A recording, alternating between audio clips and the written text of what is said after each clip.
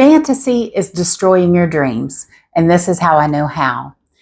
When is the last time that you reached a goal you had for your life or a dream, whether it was a house or a vacation or a new job, and at first you were all excited about it, but then all of a sudden it just felt like this was not my dream? I believe that's because you had some fantasy mixed in with your dream. I believe that dreams have to be firmly rooted in reality. Now, that may seem contradictory to you, but just hang in there with me and let me tell you why I believe that. First of all, let's get some definitions of the words that I'm using. The definition of fantasy says the faculty or activity of imagining things, especially things that are impossible or improbable. Now, I'm just going to take the improbable out. I'm talking about things that are impossible, okay? Things that you imagine that are completely impossible. Hang in there with me. A dream, not in the sense of going to sleep and dreaming something, but a dream that we hold in our heart is a cherished aspiration, an ambition, or an ideal. So here's what I believe. Here's what I have seen in my own life. Disappointment comes when what we thought would happen, our expectation here is up here, and what really happens is down here. And this gap in between, that's called disappointment. So when your expectations are vastly removed from reality, then from what happened in your life, then you get disappointed. And I guarantee you've had disappointment in your life. We all have. Now, I want to talk about the role that fantasy plays in making that disappointment come more often and seem more devastating. First of all, I believe in dreaming. I believe in having ridiculous goals. Ask anybody. I'm the person that says, of course it can be done, even when nobody has ever accomplished it before. I'm the person that believes that my husband could take his skills when he was working as a social worker, and he could create a whole new social work program and change the environment of social work all across the United States. I thought it was completely possible, and I still think it's possible for all of my friends out there that are in social work. I'm the person that believes that we can change our whole medical system, even though it's crazy. But I believe that we can change it if we want to. So I'm not talking about don't have big dreams. I'm talking about fantasy is when you think that everything's going to be easy. When you think in a fantasy world, everything's easy, nobody dies, nobody gets hurt. It always looks the way you wanted it to look. There's no rainy days unless a rainy day is what you're wanting.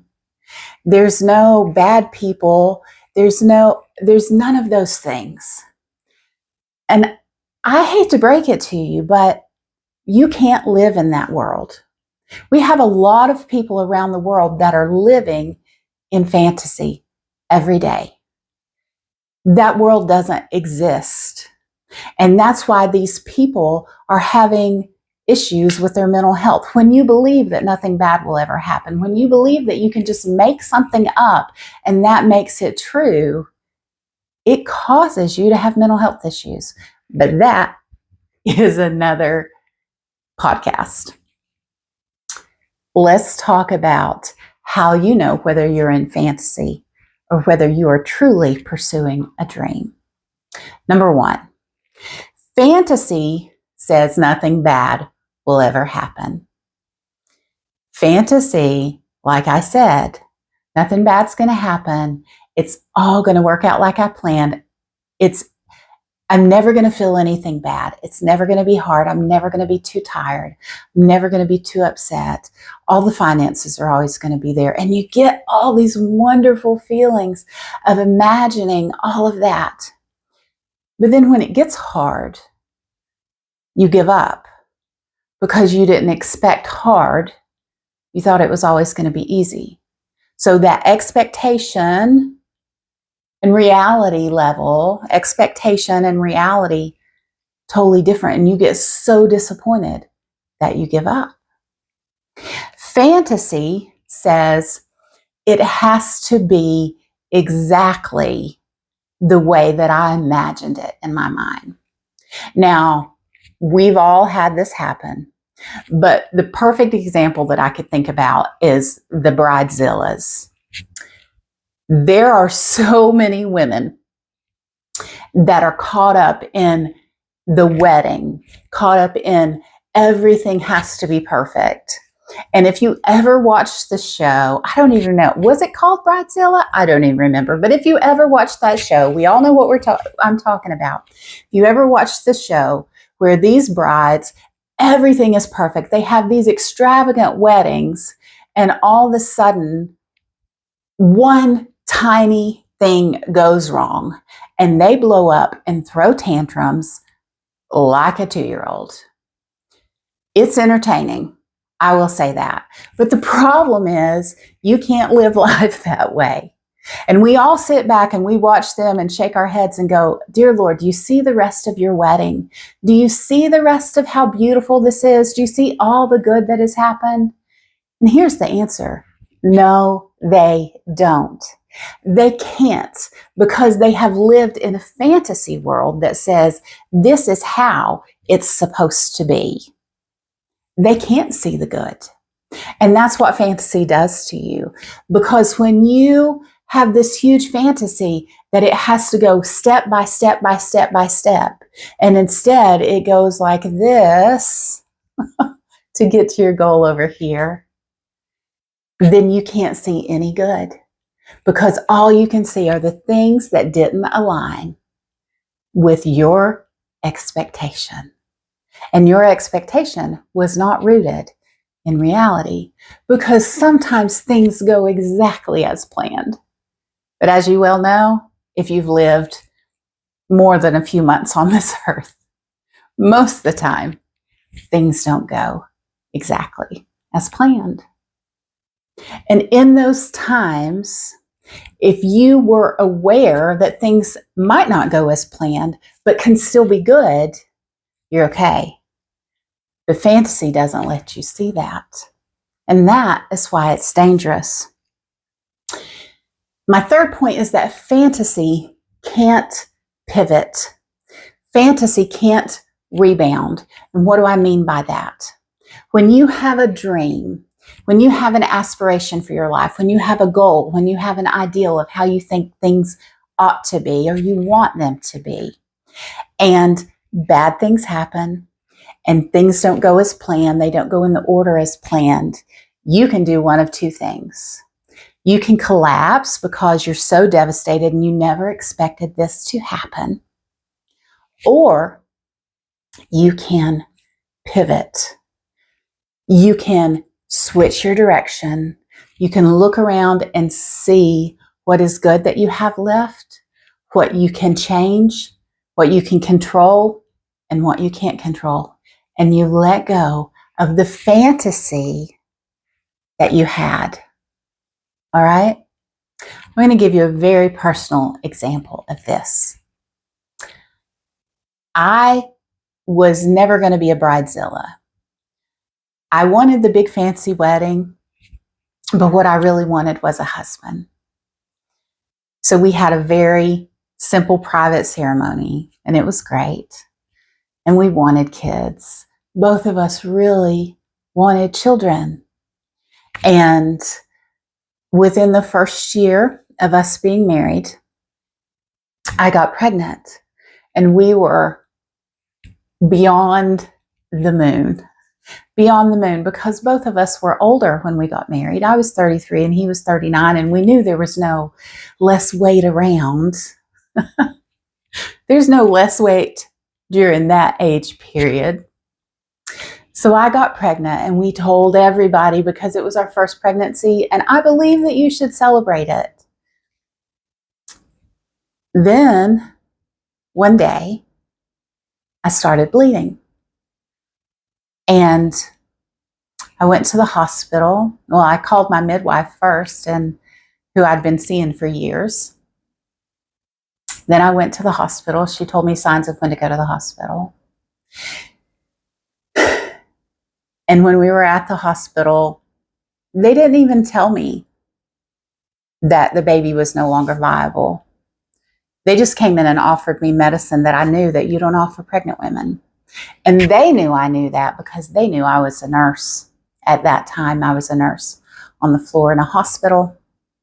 And I just broke down. They just came in and told me, asked me if I wanted this medication to help with the pain.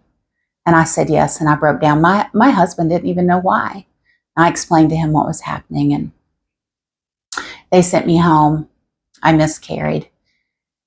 And I was devastated because I truly did not ever imagine that anything bad could ever happen to me in that way. And suddenly our whole lives were torn apart because at 33 and 39, and I was almost 34 by then, you start wondering, can I have children? And my life has always looked like having children. My life has always looked like being a mom. And this was going to be the father, and we're going to have this happy family. And all of a sudden, and my husband married me not so I could have his children, but that was definitely part of his dream when he married me, of having kids with me, just like it was part of my dream when I married him, of having kids with him. And I never imagined a life where there would not be kids. So then we went on, and we were like, okay, we'll get pregnant again. We'll get pregnant again. And we did. And I miscarried again. And we were more devastated. I was farther along that time. It was harder on my body. It was harder on our hearts and our souls. And after that, we had to face the reality that maybe my body could not carry a baby. We had to face that reality that maybe my body couldn't carry a baby. And that was really hard. We had to start dreaming a new dream. We had to go, okay, we thought we were going to be parents. Do we want to adopt? Do we want to foster children? What do we want to do? And I had to see my life in a whole different way. And we shifted our focus of, okay, it's going to be us. We're going to buy a house. We're going to get it paid off. We're both going to work full time and get this stuff paid off. Then we're going to travel. We're going to live our lives, and we're going to minister to people, and maybe we'll adopt later on, and we'll see how that works out. And then God surprised us with our first child. So this whole thing is not about miscarriage and being able to carry babies, but I just wanted to share that with you, because if I had held on to that fantasy that says I have to be a mom and nothing bad can ever happen, and I hadn't let go of that, if I hadn't grasped the dream of I'm married and I have a good life, I have a good career, I have a good life, and been able to pivot into a new direction, I don't know if my body would have healed itself enough to be able to even carry a baby. So that's when you know, if you are stuck and you cannot get past that thing that didn't happen, it's possible that it's a fantasy and not a real dream, because dreams can pivot and change as you realize it doesn't always go as planned. And maybe I can't have this thing that I planned, but I can have something different, and it can be just as good. So let's go back and let's talk about having dreams rooted in reality. Find your dream. Dream big. Dream Sorry, I had to turn the light on because a cloud came over the sun and all of a sudden my face was completely dark. All right, have your dreams. Dream big, dream bold, dream beyond what you can even think or imagine. Because isn't that what God says that He will give us? Beyond what we can think or imagine, He will give us. But God also says, in this world, you will have tribulation, but be of good cheer because I have overcome the world. If you are living, and whether you believe in God or whether you don't believe in God, you can acknowledge the fact that in this world, you've had some tribulation. I guarantee it. I guarantee you've had your heart broken. I guarantee you've had things not go the way you wanted them to. And I guarantee there's been times in your life that everything seemed to just line up. So, base your dreams in reality. Dream big, but know you're going to have hard days. You're going to have days you want to give up. You're going to have days that it looks like this could never, ever come to pass. But hang in there. When you have thought about those things, when you have thought those through and what's going to happen on the hard days, then you're able to push through and get to your dreams. Remember that your dreams don't have to look step by step by step like you've planned. There may be a step over here and a step over here, but what you need, and then a step back to the middle. But what you need to remember is that if that middle step gets skipped, all you have to decide is, what do I do now? Do I wait for the middle step to show back up? Or do I pivot a little bit? Do I change my perspective a little bit? It leaves you in control because you don't have to be devastated because it didn't go step A, B, C, D. It went D, A, E, Z, C. That's life. It's just a part of it. It is, and you will hear me in all of my videos talking about that. Embrace the reality of the world we live in that has death and hunger and sorrow, but it also has amazing possibilities. It has stories of people that have accomplished more than they should have ever been able to accomplish. It has stories of people that have overcome all the odds. You can do that, but not if you think there are no odds out there. I just want to encourage you today to let go of your fantasy. It's okay.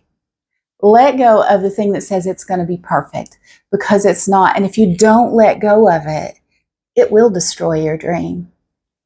It will destroy your dream because you won't see that the struggle, the dark times, as well as the good times, the light times, all are painting this beautiful masterpiece. And if you will allow yourself to go through that and then be able to step back and look at the whole picture, you can see the beauty in that. I'm going to give you one last story, personal story of mine. Last November, I left a pot of coffee with a whisk in it, with a plastic handle, metal whisk with a plastic handle, on my stove while me and my husband went out to eat, me and my husband and my children. I thought I had turned the pot off. I was going to heat up some coffee. I didn't heat it up. I thought I wasn't. I didn't decide to drink it. I thought I had turned the stove off, but I didn't. So for 2.5 hours, that coffee, that was just a little bit, right? It boiled and evaporated and burned, and the whisk, thank God, melted into the pot and not down into the stove eye. And it smoked up my house like crazy. We had to move out of my house. For 2 months, we were living in a different house, and we had to get rid of so many things. We lost so much stuff because of the smoke damage. Really special things like drawings from my children and those type of things that got thrown away by the company that was supposed to be helping us. So don't even get me started on that. But it was devastating for me, for my family. It was really, really hard. But then the company came in our insurance company came in and we had everything repainted and we got things taken care of, and we moved back into our house. And it wasn't long after that, this year, that we placed our house on the market. Now, I don't believe that God let or caused the pot to burn on my stove so we could get our house repainted. But what I do know is that God used that bad thing that happened to me that I was devastated about to make it easier to sell our house, to make it easier for us to get more money out of our house. We would have had our house repainted before we sold it, but it would have come out of our pocket. But that evil thing that happened turned into a good thing in the end. Now, I would have much preferred not going that path. But you know what else I learned in that time? Give me a minute. I learned that wherever my family is, wherever my husband and my children are, that's my home. It doesn't matter about the house, and it's nice to have a good house, and it's nice to have all those things, but wherever those people are, that is my heart and that is my home. And we learned that we can live in smaller places or bigger places. And now, as we are transitioning in this time in my life where we're moving and changing into new homes and in an in-between stage right now, we realize we're here, so this is home, even though it's not. And we don't technically have a home right now. But we realize that all from those bad times. Now, if my dream had been stuck in that home, in that house, I would have never been able to realize that. Sometimes life will knock you down. And if your life has been based on a fantasy, you're going to go under. And I'm not trying to prophesy doom and gloom over you, but I'm just trying to tell you, don't base your life on fantasy. Base it on a dream that's firmly rooted in your identity, firmly rooted in the reality of the scripture and of what's going on in the world. You will be able to see the good when the bad happens. You'll be able to pivot when you need to. You will understand that one bad day is not the end of your dream, and you won't give up on something that might have just been coming right around the corner. Thank you so much for listening. I so appreciate the opportunity to get to share my heart with you. If you have been blessed by this content, if you've learned anything, I'm asking you to like and subscribe to my channel and put a comment down below about what your greatest dream is. I would love to hear your greatest dream, and I would love to help you walk into that. If you want more information about me, it's down in the description how you can contact me and my coaching programs. Thank you for your time. Thank you for watching and learning and walking with me. Be blessed.